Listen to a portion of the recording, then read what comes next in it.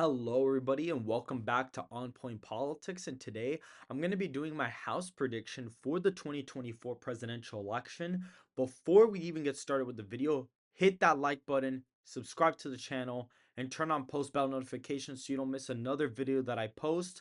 And without further ado, let's get into the video. And so I'm using 270 to win because they do, in fact, have this with filled out with most of the safe district already filled in, so I can focus on mostly the closer and more competitive ones. For the most part, I'm going to be going over those as we go through the map here. The first one is going to be Mary Patola in Alaska's at-large district. I think that this is a district she may actually be able to hold on, just because she's in fact really popular and Republicans don't really run the best candidates in the House there. And so I do think that she'll probably hold on by like 2 to 3 points per se.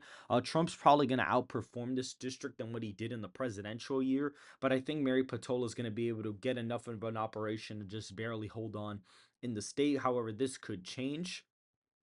I do think that in Arizona's first, I think that the Republican is going to hold on. This is their seventh term in the House of Representatives. They won it narrowly in 2022. The district was only one plus Biden, D plus one. So I think that more than likely, Donald Trump will probably make the district closer or possibly even flip it depending on his margin in Arizona. So I do think this is going to be probably maybe a 1 or 2 point win for David here. Juan is probably going to end up winning the district. I mean, it was only 0.1% district in 2020, and more than likely, the state is probably going to trend to the right or swing to the right, and this district will more than likely vote for Trump, so he'll probably hold on there.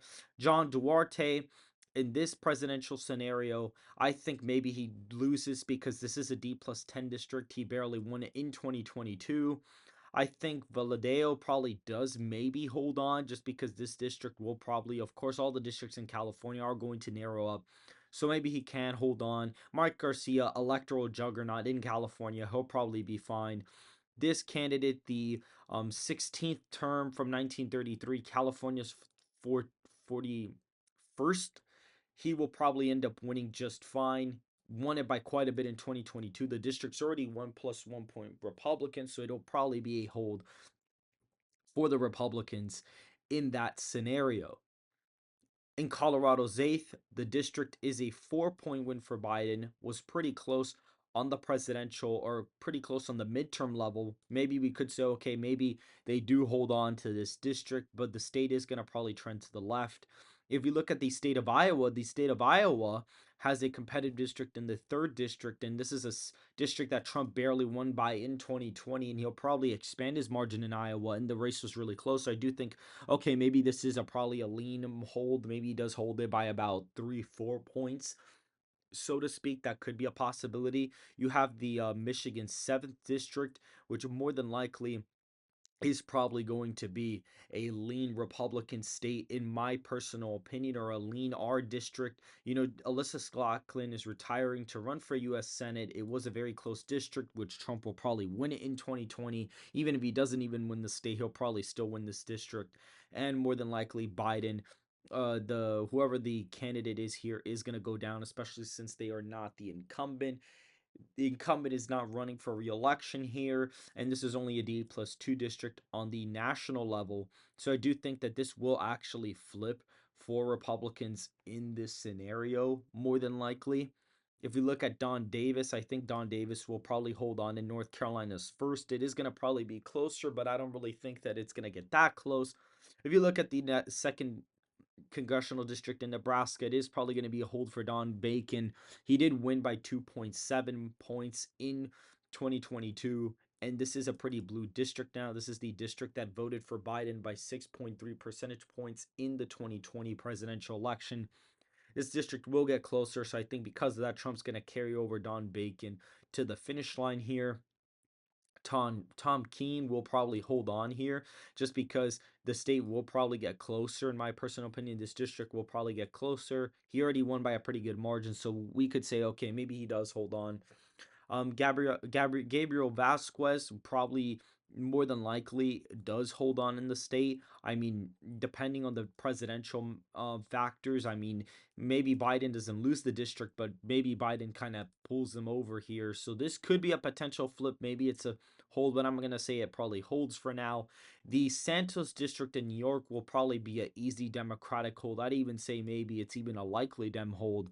The presidential election district is uh on the level of the presidency. It is a pretty Democratic district, and I think maybe the district does maybe hold for a Democrat in this, especially it's an open primary. George Santos is not even there anymore.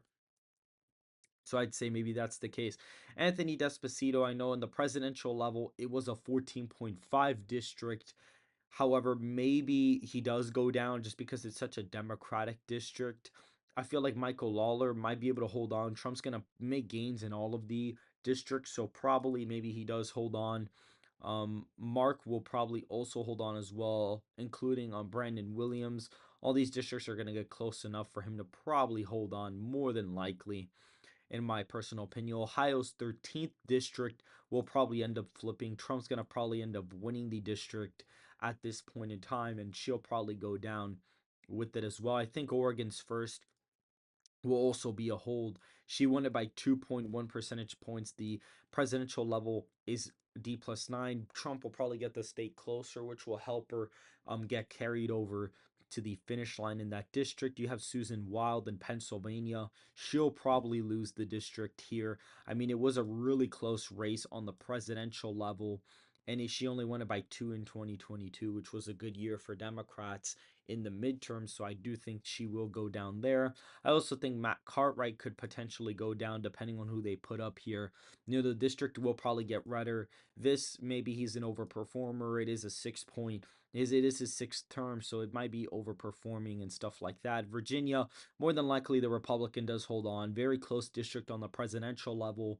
You have Jen Kiggins probably holding on to her district, and the Washington's third district will probably flip Republican because of the fact it was really close in the 2022 race. And on the presidential level, it's a pretty Republican district, so that'll be the case. So this map currently has the Republicans at 226 House of Representative seats to the Democrats' 209 seats. If you guys did enjoy the video, please hit that like button, subscribe to the channel, and turn on that bell so you don't miss another video that I post. And I hope you guys have a good rest of your day.